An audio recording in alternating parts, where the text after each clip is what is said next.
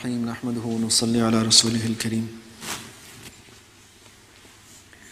Once Sayyidina Ali radiallahu anhu was on a journey, and in this journey he was going off to battle.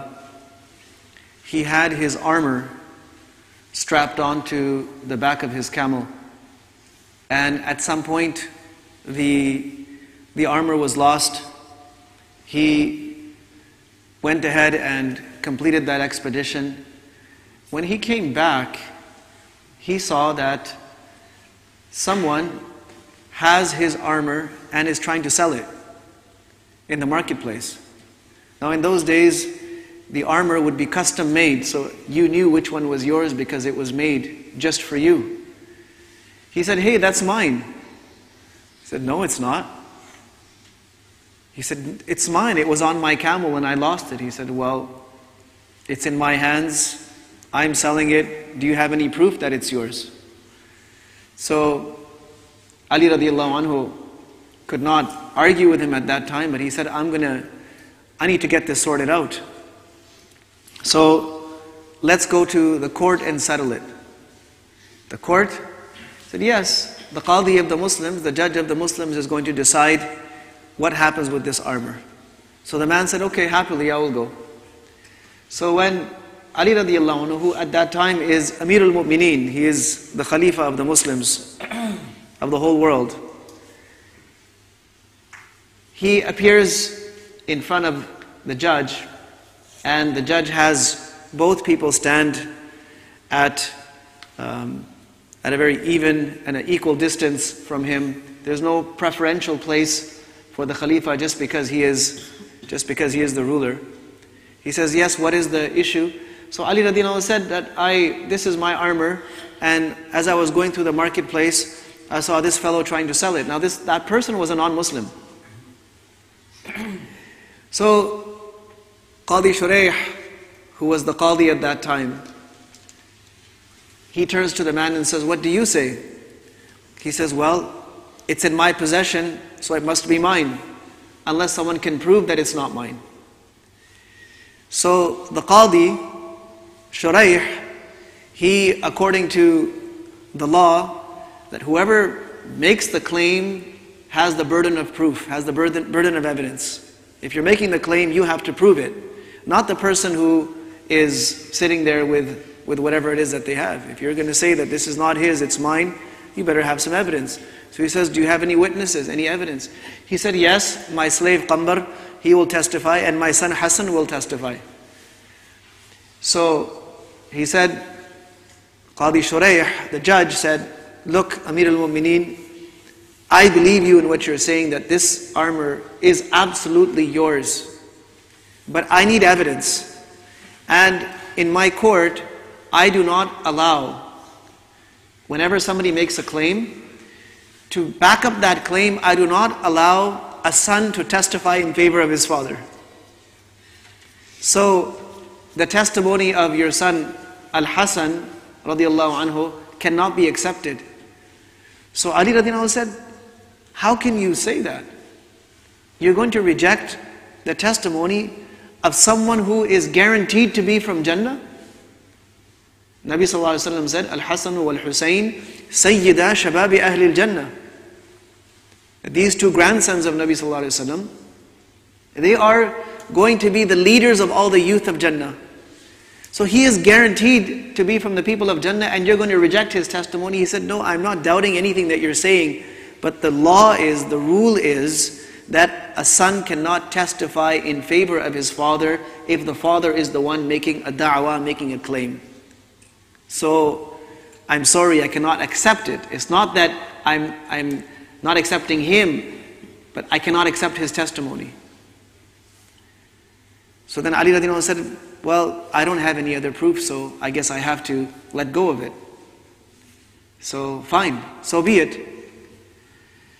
Now this non-Muslim who was watching all of this and sees that now the decision is made in his favor, he gets to keep this armor, he bursts out saying that, Ashhadu an la ilaha illallah wa ashhadu anna Muhammadur Rasulullah.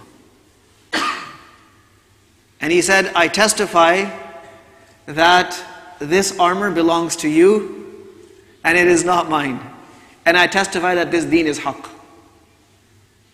And from today I am entering into this religion.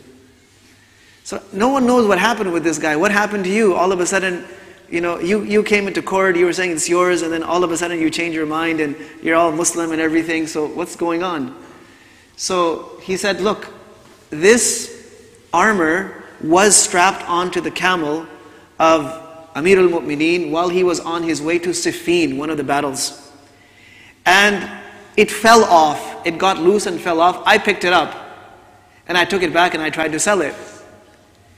But when he saw me with his armor, he knows this is his armor, I know it's his armor, he could have just taken it from me that, no, it's mine, give it to me. And he had every right to do so because A, it was his, and secondly, he is the ruler of the land that I'm standing on. He has 100% authority.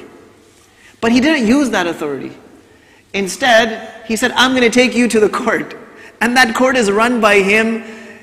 The qadi is appointed by him. But he says, no, I'm going to go through the system of justice. And that system of justice is going to decide whether I get to keep this or not. He said, this could only happen if you people lived by and abided by the truth. Otherwise, someone who has so much power did not need to do any of that. So this is the indication for me that your religion is haqq, it's the truth, and I want to be a part of it. So Ali radiallahu anhu said, well, now that you've accepted Islam, here's what I'm going to do. I'm going to take this armor and I'm going to give it to you as a hadiyah, as a gift. You keep it. So Qadi Shurayh was not a Sahabi, he was a Tabi'i, who was appointed by Umar radiallahu anhu as a judge. When Umar radiallahu anhu saw how fair, how just this man is, he says, you deserve to be the judge for the Muslims. In fact, once there was a dispute that Umar radiallahu anhu had with someone in the market. Umar radiallahu anhu had bought a horse, and when he went to ride it, there was a problem in the horse. The horse stumbled, and it turned out that this horse is basically disabled. So he took it back to the seller. He said, hey, you sold me this disabled. He said, no, it was fine when you saw it. Was it limping? No, it wasn't limping. Well, that happened after you rode it. So he says, well, we need to solve this. I want to put someone in between as a third party. He says, okay, put whoever you want. He says, okay, I'll put Shurayh. I'll put this young man Shurayh as a third party. I know him, he's a very knowledgeable person. Do you agree to him? Yes, I agree to him. So when they go to Shurayh, he said, look, this is the issue. So he said, Amir al-Mu'mineen, simple question. When you got the horse, was it limping? He said, no, it wasn't limping. He said, well, either you keep the horse or make it stop limping and then return it back to the owner. And Umar radiallahu anhu said, wow, that is how a judge is supposed to be. This is judgment. This is justice. The decision was against him. He said, this is how justice is supposed to work. He said, I want you to be the Khalifa. I want you to be the judge on behalf of the Khalifa. I want you making the decisions in our courts. His son came to him. He said, Dad, I have this issue where I'm about to get into a legal settlement with someone. Can you study the case for me and tell me what are my chances of winning? If my chances of winning are good, I'll come into the court and we'll do it through the courts. And if my chances of losing are better, then I'll just do some settlement with them. They're happy to make some kind of a settlement. So he said, okay, tell me what it is. So the son told him, he said, no, it's better you bring it into court and we'll deal with it there. So the son was very happy that I'm going to win this case through the courts. Decision's going to be in my favor. So when he comes, he brings that other party into the courts. His father is the judge. His father rules against him and makes him pay. So later he comes back to his father. He says, Dad, you disgraced me in front of everyone. I asked you about this, what chances I had. He said, you know, when I looked at the case, I knew that you had chances of losing. I knew that from the beginning. But when you told me you were going to agree to a settlement, I was afraid that you are going to do a settlement with them in which some of their right is not given. You'll get them to agree even though they're entitled to more. And he says, there's no one. He said, one of you is more dear to me then the whole world filled with those people. But the thing is that Allah subhanahu wa ta'ala is even more important to me, and His haqq is even more important. So these are some lessons from people who knew the true meaning of justice, of fairness. It wasn't about favoritism.